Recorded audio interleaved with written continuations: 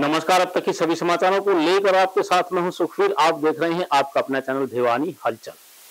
आज की खबर इस प्रकार से, वीरवार को स्थानीय पंचायत भवन में जिला कष्ट निवारण समिति की मासिक बैठक का आयोजन किया गया। इस अवसर पर प्रदेश के पंचायत मंत्री देवेंद्र सिंह बबली ने पहुंचकर आम जन की समस्याओं से संबंधित 14 परिवारों की सुनवाई करके उनका मौके पर निपटारा किया। वहीं उन्होंने किसानों पर हुए लाठीचार्ज पर बोलते हुए कहा कि किसी को भी कानून को अपने हाथ में लेने का अधिकार नहीं है।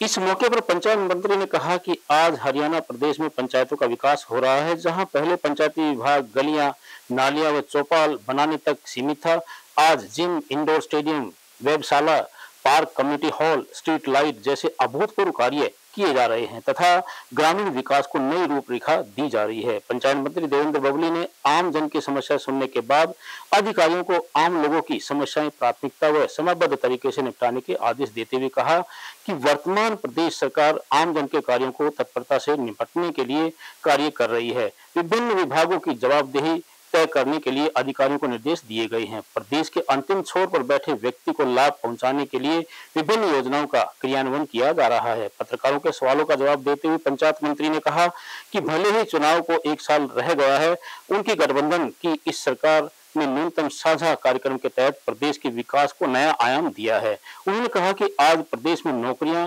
मेरिट पर मिलने लगी है तथा बदलियों के लिए लोग ट्रांसफर नोट लेकर नहीं घूमते, उन्हें भी पारदर्शिता से करने का कार्य सरकार कर रही है। विभिन्न राजनीतिक मुद्दों पर पत्रकारों के सवालों का जवाब देते हुए पंचायत मंत्री देवेंद्र बबली ने कहा कि भाजपा जसपा गठबंधन अपने पूरे 5 साल तय करेगा।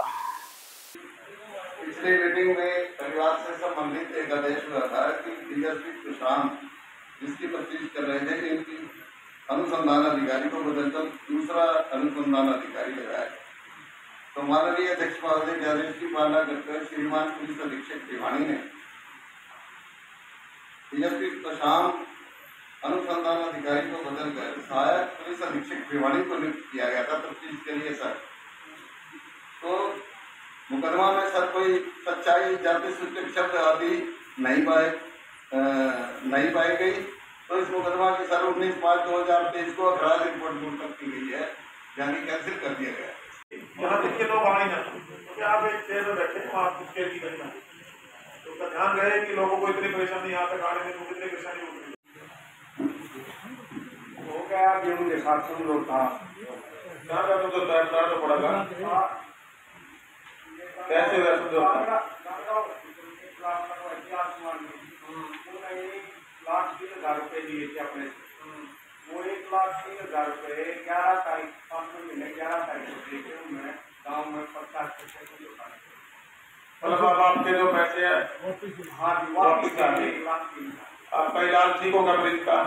इलाज तो ऑपरेशन जो आयुष्मान कार्ड सरकार की तरफ से आपको मिल रहा है। चलो आपको मिला, अब क्या स्टूडेंट पोस्ट हो क्या? स्टूडेंट पोस्ट होता है ग्रीवेंसेस में आ गया तो आप 80% इंक्वायरी कंप्लीट हो चुकी है सर। इसमें हमारे जो ऑफिशियल थे सर उनकी हमने 11 ऑफिशियल की स्टेटमेंट के लिए ले ली है। जो रिमेनिंग ऑफिशियल रह गए सर उनकी वो आउट ऑफ भिवानी ट्रांसफर हो गए सर। रूटीन में जो ट्रांसफर होते हैं ट्रांसफर हो चुके हैं, उनको समझ शुरू कर रखे हैं सर। और बाकी सर जो फोरेंसिक लैब का मामला था, फोरेंसिक लैब से कुछ डॉक्यूमेंट इंक्वायरी के लिए चाहिए थे, वो सर हमने बैंक अथॉरिटीज को लिख रखे हैं सर। उसमें अगर डीसी साहब की तरफ से कुछ उनको फाइनेंशियल ऑर्गेनाइजेशन को लेटर दिया जाए सर, वहाँ से रिपोर्ट नहीं है हमारी, जैसे वहाँ से रिपोर्ट आ जाएगी हम इसको कंक्लूड कर देंगे सर। पिछली बार हमने आपको ये कहा था, इसके साथ हमने ऑफर किया जी सर, ये एफएसएल के एक्सपर्ट हमारे पास अवेलेबल है और वो उनकी जो रिपोर्ट है वो लीगली रिन्यूएबल है, हमारे साथ प्राप्त है। उनसे बदल लेते आप सेम अमाउंट कैसे मिलेगी और उसमें से 12 का निपटान हमने किया है। और लोग यहाँ पर बड़ी उम्मीद के साथ आते हैं उनको न्याय मिले और जो हमारे संबंधित डिपार्टमेंट के अधिकारी हैं उनकी जवाबदेही तय हो। सरकार इसके लिए वचनबद्ध है, उस पर हम कार्रवाई कर रहे हैं, काम कर रहे हैं और लोगों में संतुष्टि है। उन्होंने कोई रिकॉर्ड से छेड़छाड़ की है तो उस पर कार्रवाई के आदेश दिए गए हैं। उसमें जो लोग संलिप्त पाए जाएंगे उनके खिलाफ कड़ी कानूनी कार्रवाई। इस देश की सुंदरता ये है हमारे देश की कि लोकतंत्र है, सबको अपनी अपनी बात रखने का अधिकार है। वो पार्टी अपनी तरफ से अपना प्रयास कर रहे हैं, लेकिन आज जो हमारी गठबंधन सरकार हरियाणा प्रदेश में चल रही है, प्रदेश को डेवलपमेंट की तरफ हम बढ़ा रहे हैं। और मैं ये मानता हूँ कि आम नागरिक को बेटर से बेस्ट सुविधाएं हमारी सरकार कैसे दे पाए, अंतिम छोर पे बैठे हुए जिनकी चाहे सरकारी योजनाएं परियोजनाओं का लाभ हो, चाहे स्कीम्स का लाभ हो, वो पहुंचाना हमारी सबकी जिम्मेदारी है। चाहे अधिकारिक तौर पर हमारे सरकार में अधिकारी हमारे सेक्टर में काम करें, चाहे सरकार काम करे, उस पर जब अब लोगों के बीच में जाते हैं तो हमें लोगों से जो फीडबैक मिलता है, बहुत से ऐसे बदलाव जो आज हमारी सरकार ने करके दिए हैं, जो योग्य पात्र लोग थे उन तक जो स्कीम्स थी, चाहे योजनाएं थी, परियोजनाओं का लाभ पहुंचा है। और मेरा मानना यह है कि सबके सब नहीं कहूँगा, लेकिन मैक्सिमम जो हमारे हरियाणा प्रदेश की जनता है वो हमारी सरकार के साथ की जरूरत थी। जब दोनों पार्टियों ने अपने अपने पार्टियों के मैनिफेस्टो को लेकर अपने अपने सिंबल पर चुनाव लड़ा, उसके बाद प्रदेश की जनता ने जो मैंडेट दिया उसको स्वीकार करते हुए प्रदेश हित के लिए गठबंधन में सरकार बनी।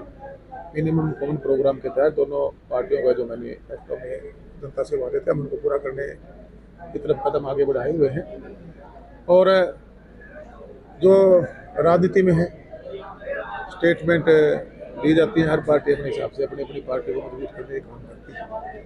और इसका सही जवाब तो जो पार्टी दोनों पार्टियों की लीडरशिप है वो ये पॉलिटिकल स्टेटमेंट कहूँगा इनको। अभी सरकार का 1.5 साल का समय बाकी है, और जो भी आज सत्ता के साथ जुड़े हमारे विधायक हैं या आज हम बतौर मंत्री हम लोगों को हमारे मिले, हम सब माननीय मुख्यमंत्री जी के मार्गदर्शन में दूसरे लेके इस बड़े काम पे प्रदेश को आगे बढ़ाने में लगे हुए हैं। लेकिन उसके कुछ जो कानून व्यवस्था बरकरार रखने की भी आम नागरिक के नाते हम सबकी ड्यूटी बनती है। लोकसभा तो वो कानून व्यवस्था को बरकरार रखते हुए अपनी मांग रख सकते हैं, उसमें सरकार ने संज्ञान लिया है। आपके विधायक है सर, हम इतना कह सकते हैं कि प्रदेश हित के लिए, जनहित के लिए हमारी सरकार आज काम कर रही है। जब सरकारें, चाहे पहले भी सरकारें रही हैं, विरोधाभास पहले भी रहा है, आज भी हो सकता है, लेकिन काम बेहतर तरीके से हो। जब चुनाव में जाएंगे तब जनता उसका फैसला करेगी, और हमें उम्मीद है कि हमारा काम। वीरवार को देवोद गेट पर स्थित टिबड़ेवाल सभागार में बुनियाद स्कीम के तहत लेवल 3 की ओरिएंटेशन कार्यक्रम का आयोजन किया गया। इस अवसर पर जिला शिक्षा अधिकारी Kuldeep Singh, DEO Naresh Mehta, DPC doctor Nirmal Dahiya ने पहुंचकर कार्यक्रम का शुभारंभ किया। वहीं इस अवसर पर PTM का आयोजन भी करके बच्चों के उज्जवल भविष्य के लिए रणनीति तैयार की गई। दिनोद गेट पर स्थित टिबड़ेवाल सभागार में समर वैकेशन के चलते सरकार द्वारा चलाई गई बुनियाद स्कीम के तहत लेवल 3 के ओरिएंटेशन कार्यक्रम का आयोजन किया गया। कार्यक्रम शुभारंभ जिला शिक्षा अधिकारी कुलदीप सिंह के द्वारा बतौर मुख्य अतिथि पहुंचकर किया गया। वहीं कार्यक्रम में जिला मौलिक शिक्षा अधिकारी नरेश मेहता व DPC डॉक्टर निर्मल दहिया ने बतौर विशिष्ट अतिथि शिरकत करके बच्चों व उनके अभिभावकों से मुलाकात की और शिक्षा प्राप्त करने में आ रही समस्याओं का मौके पर निपटारा किया। वहीं इस अवसर पर अभिभावक अध्यापक सभा का आयोजन भी किया गया, जिससे अभिभावकों व बच्चों को शिक्षा देने में आ रही समस्याओं को निपटाया जा सके।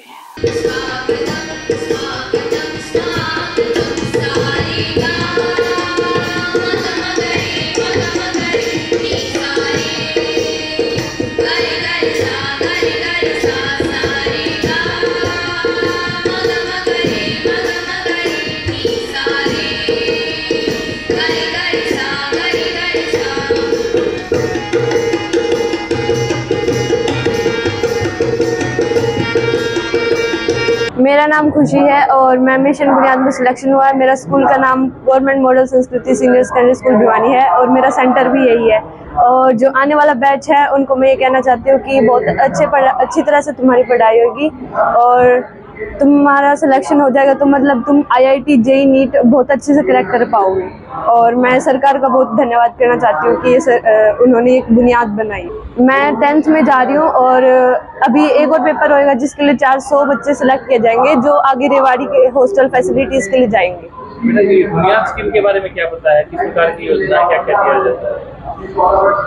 यहाँ पे जैसे बच्चे दूर दूर से आते हैं तो उनको टीए दी जाती है, उनको बुनियाद की ड्रेस वगैरह और टैब्स और स्टेशनरी वगैरह यहीं से मिलती है, ताकि बच्चे को मतलब परेशानी ना हो पढ़ने में।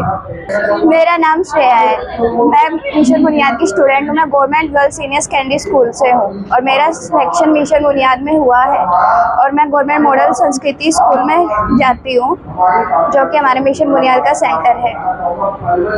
क्या सुविधा मिलती है, कितना अच्छा लगा बेटा बुनियाद स्कीम में, और पहले कितनी दिक्कत आती थी पढ़ाई के लिए, क्या क्या चले? मेरा नाम डिम्पी है, मेरे गांव का नाम विनोद और मैं government girls senior secondary school की छात्रा हूँ और मैं मिशन बुनियाद में गवर्नमेंट मॉडल संस्कृति सीनियर सेकेंडरी स्कूल में पढ़ती हूँ। मिशन बुनियाद में बहुत अच्छी पढ़ाई होती है, यहाँ ऑनलाइन क्लास के जरिए बहुत अच्छा पढ़ाया जाता है, सैटेलाइट क्लासेज होती हैं और 2 क्लास कोऑर्डिनेटर्स होते हैं जो हर टाइम हमारे साथ रहते हैं। आगे से ऑनलाइन हमारे आगे से स्टूडियो से, गुड़गांव से और रेवाड़ी से टीम पढ़ाती है और बाकी हमारी मैम हमारा ख्याल रखती है। कार्यक्रम बुनियाद ओरिएंटेशन उन बच्चों के लिए है जो इंजीनियरिंग और मेडिकल के फील्ड में जाना चाहते हैं।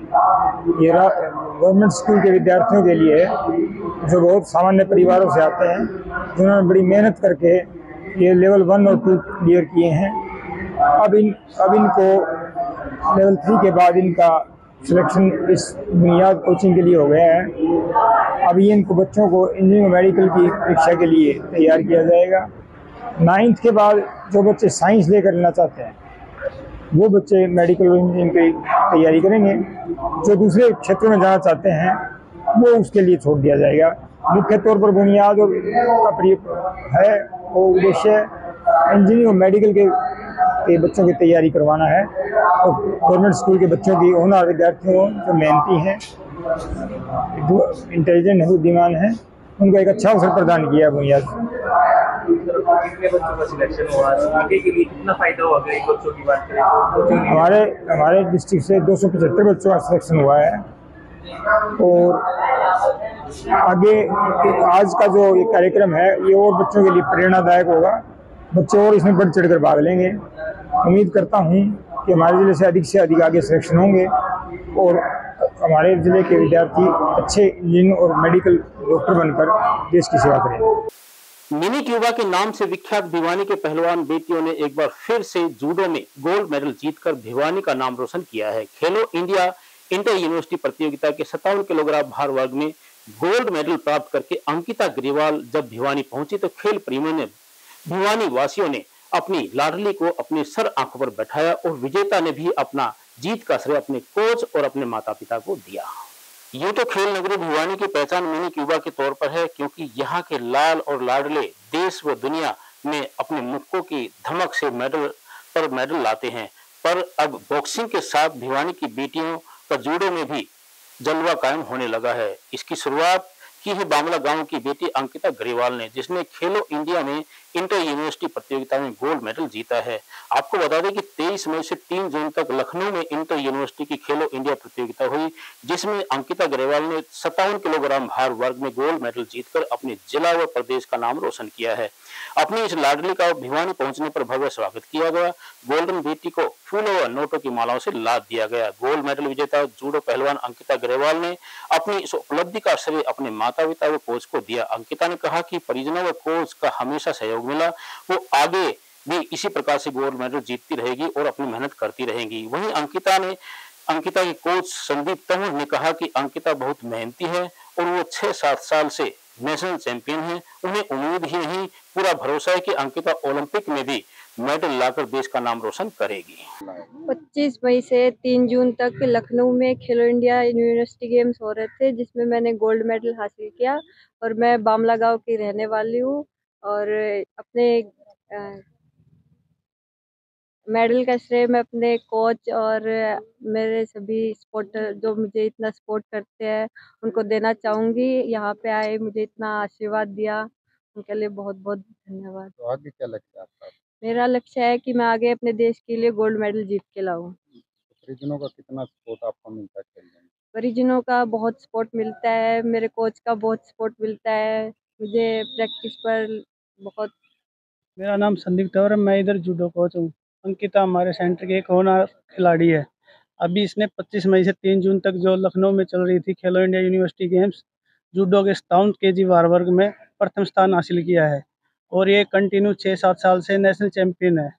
अभी नेक्स्ट में हमारा कंपटीशन है, वर्ल्ड यूनिवर्सिटी गेम्स के लिए ट्रायल है और उम्मीद ही नहीं, हमें पूरा भरोसा है कि उसमें भी ये सिलेक्ट होगी और आगे गोल्ड मेडल हमें देश के नाम देगी। किस तरह की मेहनत करवाते हैं और कितने ऊपर लोग करते हैं? ये हम सेंटर पे जैसे कि 3 घंटे सुबह और 3 घंटे शाम, उसके अलावा भी ये लड़की मतलब बहुत मेहनती है, जैसे कि दिन में भी टाइम निकाल के प्रतिदिन अपना प्रयास करती रहती है, अभ्यास करती रहती है। ओलंपिक सबसे बड़ा मेडल होता है, तो क्या लगता है कि आपकी चीज से वहाँ तक जा पाएगी? बिल्कुल जी, इसकी मेहनत और लगन और आप सबका सपोर्ट है, बच्चों का है, पेरेंट्स का आशीर्वाद, सभी कोचेज का सपोर्ट है, तो हमें बिल्कुल उम्मीद नहीं, पूरी आशा है कि लड़की आगे ओलंपिक में जाएगी और देश को पदक देगी।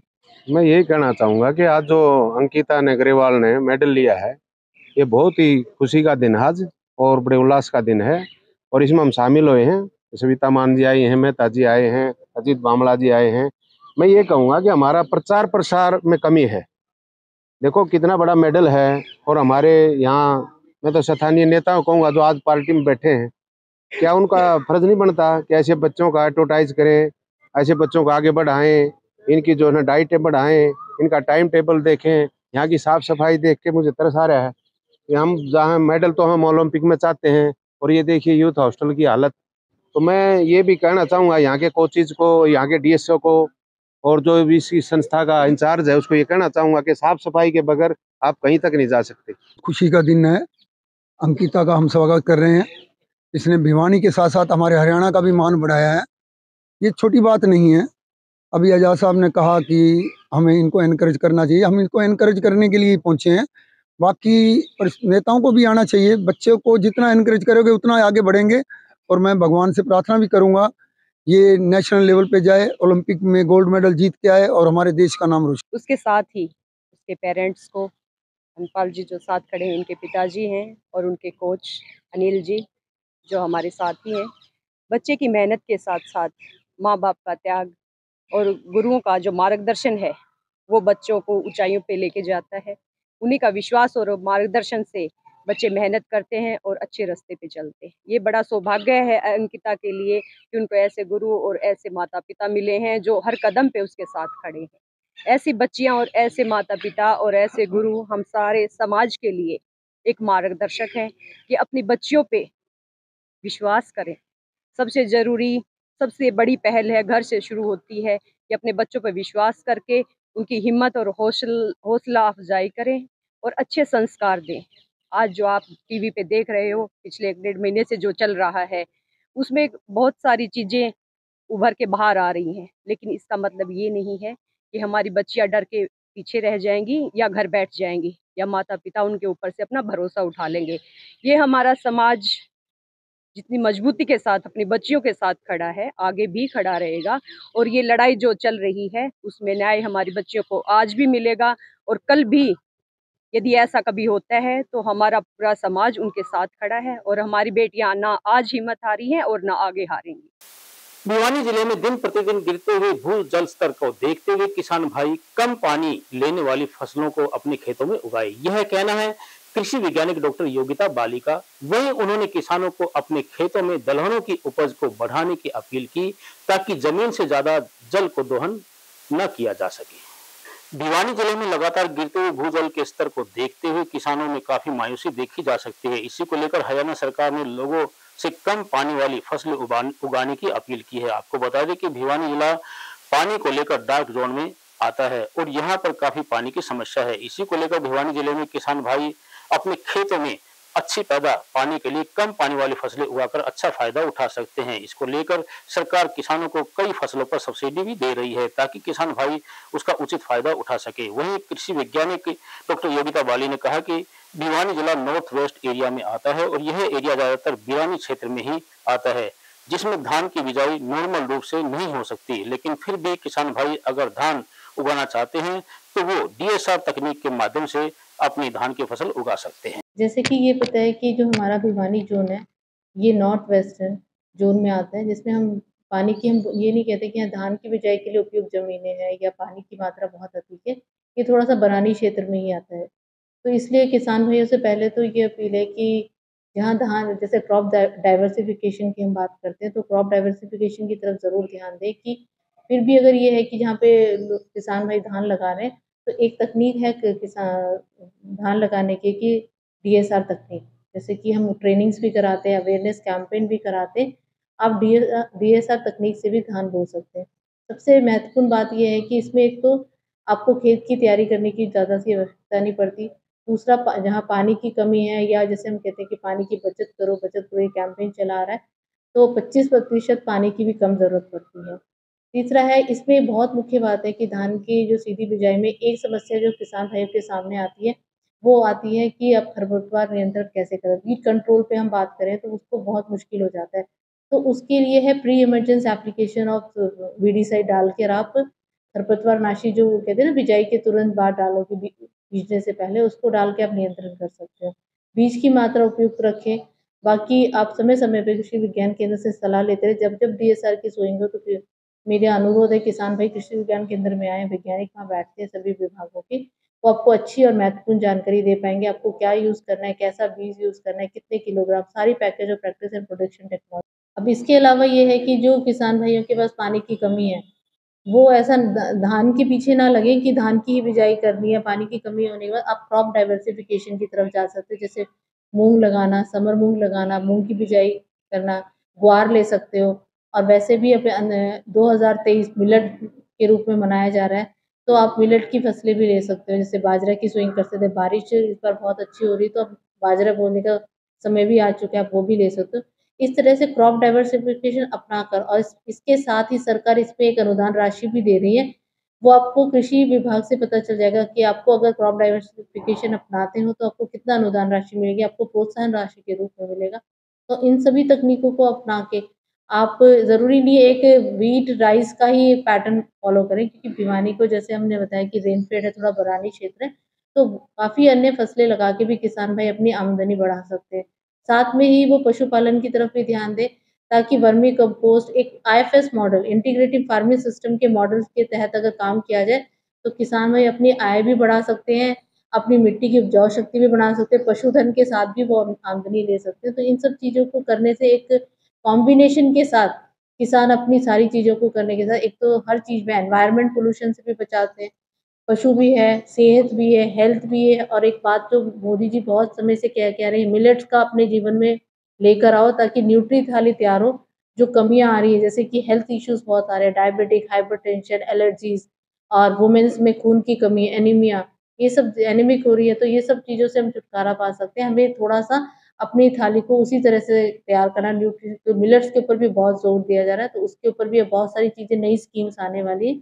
तो कृषि विभाग से आप जुड़े रहिए, उसकी जानकारी लेते रहिए, ताकि आपको भी फ़ायदा हो, कम मेहनत में, कम लागत में। जैसे लेबर की कमी भी आ रही है, धान की बिजाई में हम लेबर की भी बात करते हैं, जैसे कोविड के बाद लेबर मिलना बड़ा मुश्किल हो रहा था, तो कम लागत में किसान अधिक से अधिक मुनाफ़ा कैसे पा सकते हैं, तो इसलिए जुड़े रहिए, जानकारी लेते रहिए और कृषि एक बहुत ही बड़ा कार्य है, जिसको आप तकनीकी बल से काम करेंगे, तो आप ज़रूर फ़ायदा गर्मी के मौसम को लेकर आम नागरिक अपनी आंखों को बचाने के लिए बरते विशेष एहतियात, यह कहना है चौधरी बंसीलाल सामान्य अस्पताल के नेत्र चिकित्सक डॉक्टर हरजीत का। उन्होंने बताया कि आंखों को धूल मिट्टी से बचाने के लिए ठंडे पानी से बार बार धोना चाहिए और किसी भी प्रकार की बीमारी से लेकर नेत्र चिकित्सक से सलाह करनी चाहिए। गर्मी के मौसम में आंखों के बचाव के लिए आज हमने भिवानी के चौधरी बंसीलाल सामान्य अस्पताल के नेत्र चिकित्सक डॉक्टर हरजीत से बात की। तो इस अवसर पर बदलते हुए मौसम को लेकर उन्होंने बताया कि आम नागरिक गर्मी के मौसम को लेकर एहतियात रखे और बाहर जाए तो चश्मे का इस्तेमाल करे। अगर किसी भी आंखों में धूल मिट्टी गिर जाए तो आंखों को ठंडे पानी से बार बार धोना चाहिए। अगर आंखों में खुजली हो तो हमें आंखों को मलना नहीं चाहिए और डॉक्टर के पास जाना चाहिए। बिना डॉक्टर की सलाह के कोई भी दवाई नहीं लगानी चाहिए, ना डालनी चाहिए। उन्होंने बताया कि आम नागरिकों को गर्मी के मौसम में आंखों को 2-3 बार ठंडे पानी से जरूर धोना चाहिए। देखिए, आजकल जो गर्मी का सीजन चला हुआ है, इसके अंदर स्पेशली आंखों को ध्यान देने की जरूरत है। एक तो धूल मिट्टी में अगर कहीं भी बाहर हम जा रहे हैं तो हमें चश्मा लगाना चाहिए सिंपल। अगर किसी को नंबर का चश्मा है तो उसको नंबर का चश्मा लगाना चाहिए, और अगर किसी को धूल मिट्टी पड़ भी जाती है तो ठंडे पानी से बार बार धोने चाहिए गर्मी के अंदर। और अगर किसी को खुजली होती है तो आँख को मसलना नहीं चाहिए, ठंडे पानी से धो। अगर कुछ फिर भी आराम नहीं होता है तो फिर डॉक्टर को दिखाओ। अपने आप ऐसे कोई भी दवाई लेके नहीं डालनी चाहिए। कई बार हमने देखे हैं लोग बाहर से ही अपने आप ही केमिस्ट की दुकान से ले लेते हैं और वो स्टीरॉयड दवाई दे देते हैं। स्टीरॉयड ऐसे नहीं डालनी चाहिए, उससे नुकसान होता है। तो अगर वो कई दिन लगातार डाल लेंगे तो काला मोतिया बना देती है।